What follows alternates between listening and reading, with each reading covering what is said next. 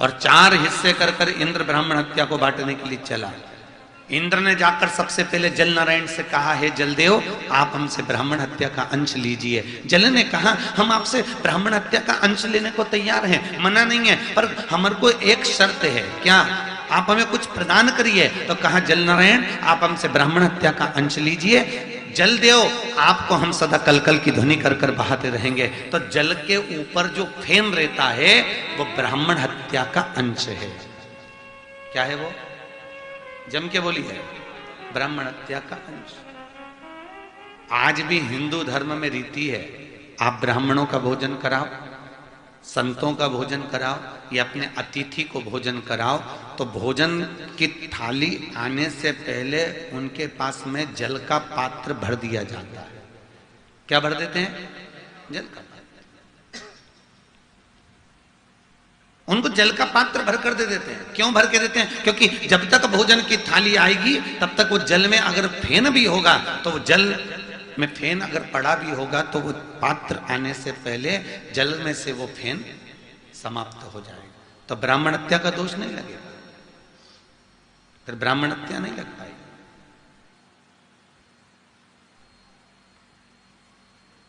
बड़े प्रसन्न होते हैं लोग।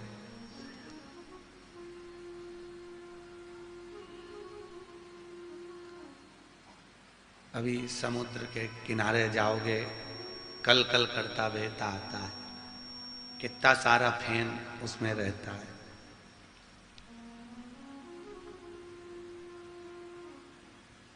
जो संत होते हैं, वेद पाठी हो या मर्मज्ञ हो गायत्री का, वो कभी समुद्र में स्नान नहीं करेगा। गायत्री का अगर मर्मज्ञ है तो जो दिन की सुबह शाम दोपहर संध्या आदि करता होगा, नित्य प्रति गायत्री का स्मरण करता होगा। सागर में जाकर स्नान कर लेगा जहां गंगा सागर का मिलन है, पर समुद्र जहां पर होगा वहां स्नान नहीं करेगा।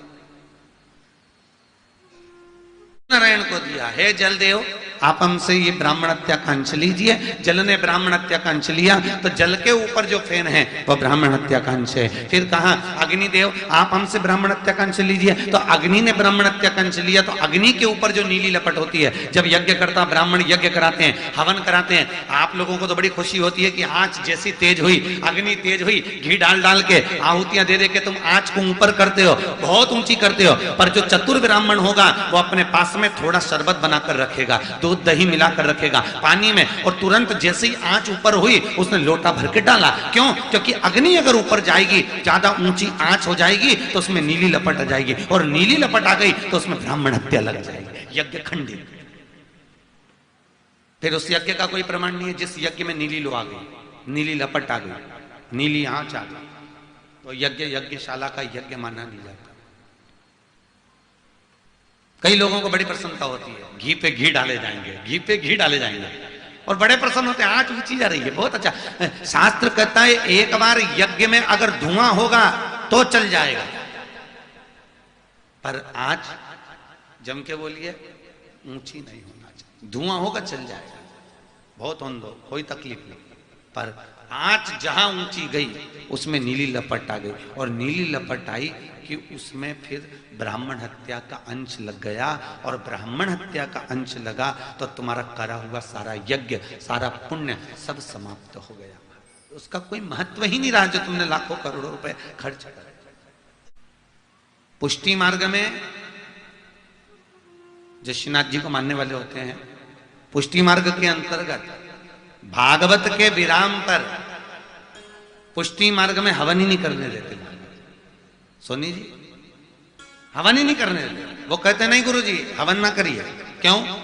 क्योंकि हमने लाखों रुपए श्रीमद् भागवत कथा में लगाए, सारा पुण्य इकट्ठा करा, और मालूम पड़े आपने यज्ञ करवाया और आप तो अपने कमरे में रहे गुरु जी, और पंडित लोग हवन करा दिए, और हवन करते करते आंच ऊंची हो गई तो उसमें नीली लपट लग गई, और नीली लपट लग गई तो हमारा करा धरा सा पानी में।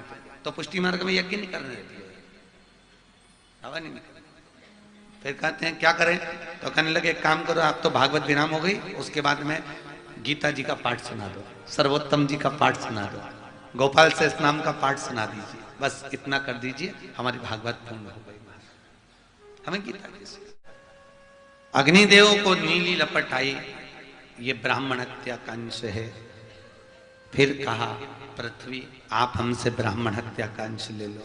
पृथ्वी ने कहा आप हमें ब्राह्मण हत्या हमें लाभ क्या होगा? तो भगवान बोले पृथ्वी हम तुम्हें हमेशा आनंद में रखेंगे, भरपूर उदर प्रपोषण देते रहेंगे, आप हमसे ब्राह्मण हत्या का अंश लीजिए। तो पृथ्वी ने ब्राह्मण हत्या का अंश लिया, तो पृथ्वी का जो बंजर भाग है वो ब्राह्मण हत्या का अंश है।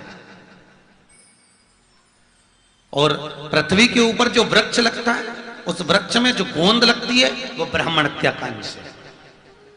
गोंद आपके घर की बहू का जापा हो, आपके घर के बहू को छोरा छोरी हो, खूब गोंद तल तल के घी में खिलाओ तो जापा अच्छा रहेगा। पर भगवान को अगर प्रसाद बनता है, भगवान का 56 भोग बनता है, भगवान की प्रसादी बनती है, तो उसमें गोंद नहीं डलती। अगर गोंद तलकर तुमने भगवान के लड्डू में प्रसाद में काय में डाल दी तो वो ब्राह्मण हत्या का दोष लग जाता है। इसलिए गोंद के अंदर ब्राह्मण हत्या का अंश है।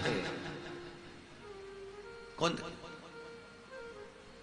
इसलिए भगवान के प्रसाद में गोंद नहीं डाली जाती। आप लोग जन्माष्टमी पे बनाते होगे ना, बनाते हो तो उसमें गोंद तो नहीं डालते ना? नहीं, क्योंकि गोंद डालते ही नहीं। अगर गोंद डाला तो उसमें ब्राह्मण हत्या का अंश लग गया। इसलिए उसमें ड्राई फ्रूट्स डाल दो, सब कुछ डाल दो, पर गोंद तल के नहीं डाल सकते आप। मखाने डाल दीजिए, बादाम काजू पिस्ता केसर आदि जो डालना है डालो, पर गोंद उसमें तलकर नहीं डालते, क्योंकि गोंद डाला तो उसमें ब्राह्मण हत्या का अंश लगा। ब्राह्मण हत्या का अंश लगा तो तुम्हारा कर धरा सब पानी उसका अंश।